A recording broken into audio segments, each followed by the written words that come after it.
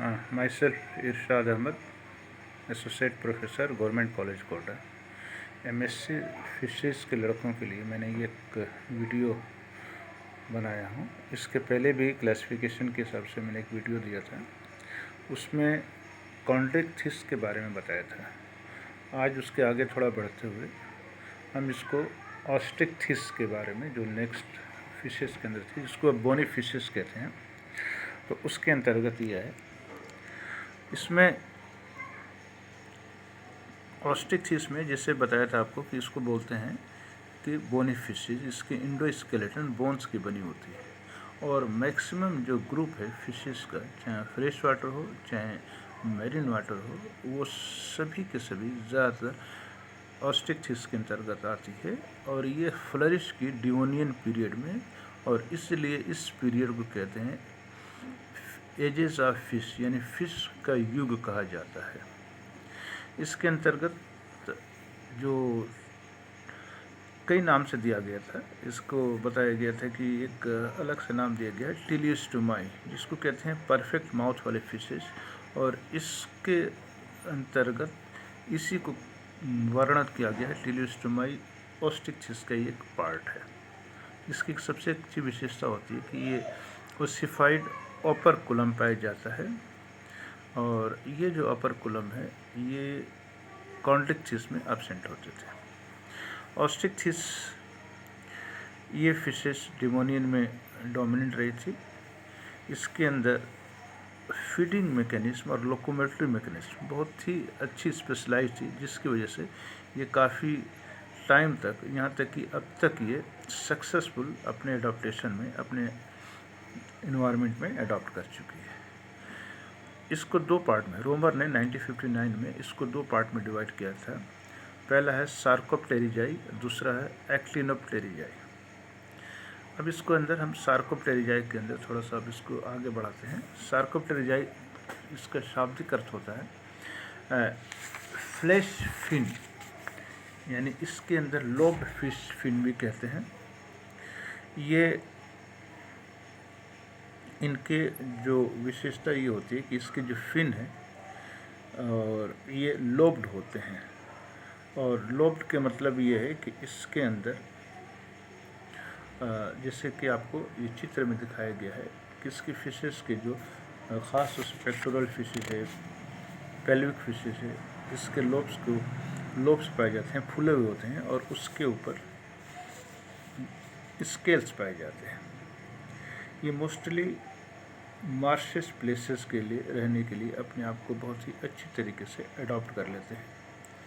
और क्रॉप्सोटेरिजाई को, इसको दो भागों में बांटते हैं। एक को कहते हैं डिप्नो, इसके अंतर्गत आती है, और दूसरे अंदर आती है लेटिमेरिया। क्रॉप्सोटेरिजाई की जो विशेषता होती है उसको आपको बता दें कि एक यही है कि इसके फिन्स लोब्ड होते हैं, फ्लैशी होते हैं।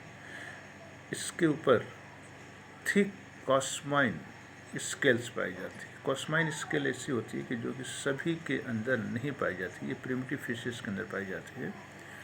और इसके अंदर जो फिश आती है वो आती है एक लेटिमेरिया। लेटिमेरिया को सीलोकैंथ भी बोलते हैं। सीलोकैंथ में इसलिए कहते हैं इसके कुछ बॉडी, इसका बोन्स का पार्ट कुछ हॉलो होता है। सीलो मतलब सीलोम्स कैविटी से इसका शब्द लिया गया है, और हॉलो होने की वजह से इसको सीलोकैंथ भी बोला जाता है। सीलोकैंथ में ये मान के चलते थे कि ये लुप्त हो चुकी है, परंतु एक फ़िश मिली करीब 80 मीटर की डेप्थ पर साउथ अफ्रीका के अंदर, और ये फ़िश लगभग 1.5 मीटर लंबी थी, 50-55 के आसपास किलो वज़न में थी। और इसको जो ढूंढने वाली थी, एक वैज्ञानिक थी, स्कॉलर थी, वो कॉट्सी लैटिमर थी, जो कि क्यूरेटर थी लंदन म्यूजियम में। बाद में पता चला कि ये एक नई फ़िश थी, नई स्पेसीज थी, और उसी के नाम पर इस फ़िश को प्रोफेसर जे.बी. स्मिथ ने इसको आइडेंटिफाई किया। सीलोकैंथ थी, और इसका नाम लेटिमेरिया चाउलुमैनी रखा गया, और उनके मिस लेटिमर के ऑनर में रखा गया। ये एक लिविंग फॉसिल है। लिविंग फॉसिल आप अच्छी तरीके से परिचित हो, उस ज़माने से लेकर अब तक की चली आ रही है। इसके स्पाइंस हॉलो हैं और बैक साइड में इसके बैक में पाए जाते हैं, और इस बताया था शुरू में कि इसके अंदर कुछ हॉलो स्ट्रक्चर पाए जाते हैं, और हॉलो स्ट्रक्चर इसके स्पाइंस के अंदर उपस्थित होता है।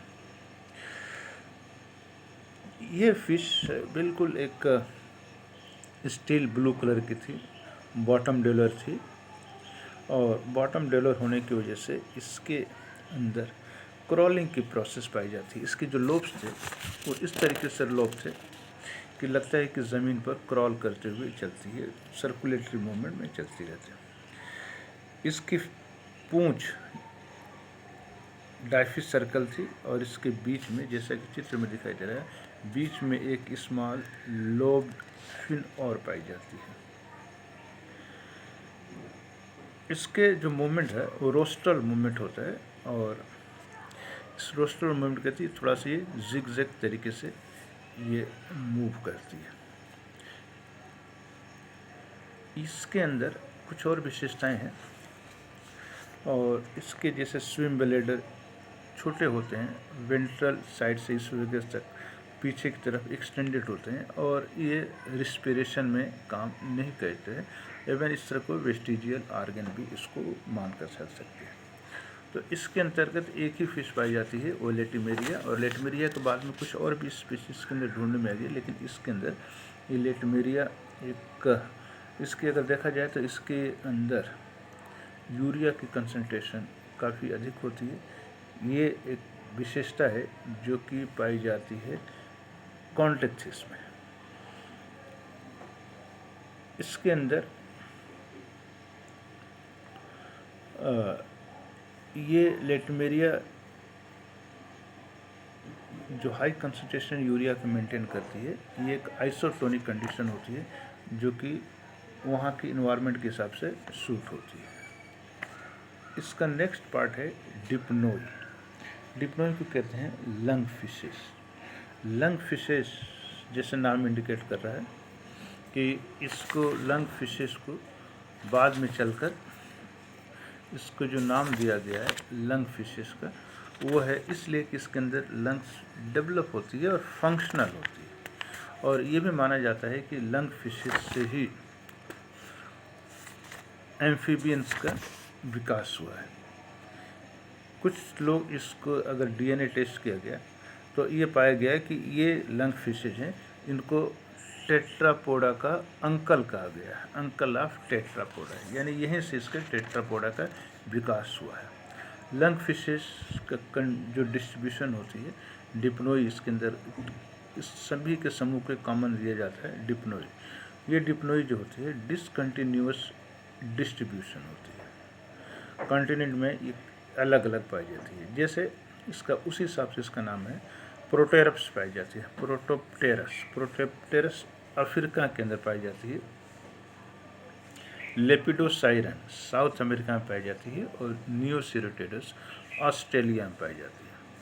और जैसा कि चित्र में दिखाया गया है कि ये जो लंग फिशेज हैं इसके अंदर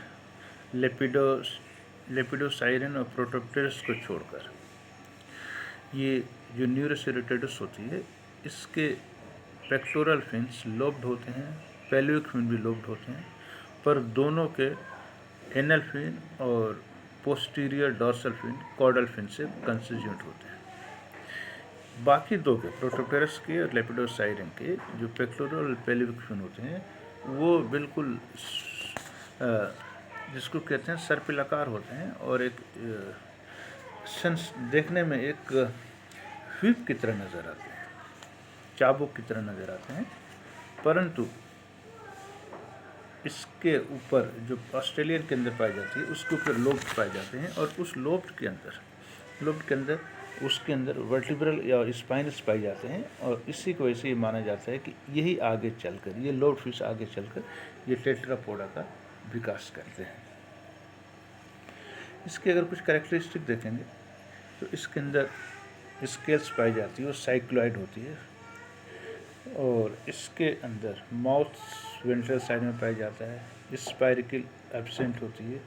एक्सटर्नल गिल अपर्चर प्रेजेंट होता है और इसका अपर कुलम कवर्ड होता है गिल से। डिप्नोई के अंदर एयर ब्लैडर होती है जो कि एक लंग्स का रिप्रेजेंट करती है और यही एम्फीबियंस में चलकर आगे चलकर ये लंग्स में ग्रो कर जाती है। प्रोटोटोरस में दो लंग्स होती है, दो लंग्स पाए जाते हैं। लंग्स मीन्स ये जो एयर ब्लैडर होती है उसको लंग्स के अंदर रूपांतरित हो जाता है, जबकि लेपिडोसाइरिन के अंदर एक ही पाए जाते हैं। इसके अंदर एक विशेषता ये होती है कि जनरली ये अपने जो ब्रीदिंग करती है ये गिल्स से करती है, परंतु ये इन्वायरमेंट में, लैंड इन्वायरमेंट में भी, हवा के इन्वायरमेंट में भी काफ़ी देर तक रह सकती है, क्योंकि इसके लंग्स जो है वेल एरेटेड होते हैं और आसानी से ये श्वसन क्रिया भी संपन्न करते हैं। ये भी पाया गया है कि अगर जल में ऑक्सीजन का सैचुरेशन अच्छा हो तो उस समय ये लंग्स से न कर श्वसन क्रिया ये गिल से ही करती है, यानी अभी भी ये गिल से श्वसन करना पसंद करती है। और इसके अंदर इसको एक लिंक भी मानते हैं, एम्फीबियंस और फिश के लिंक भी इसको माना जाता है, क्योंकि इसके अंदर कुछ कैरेक्टर्स जो हैं अभी भी एम्फीबियंस के पाए जाते हैं। डीएनए टेस्ट में जैसे आपको बताया था कि इसको टेट्रापोडा का अंकल कहा जाता है, यानी यहीं से टेट्रापोडा का विकास हुआ। Thank you.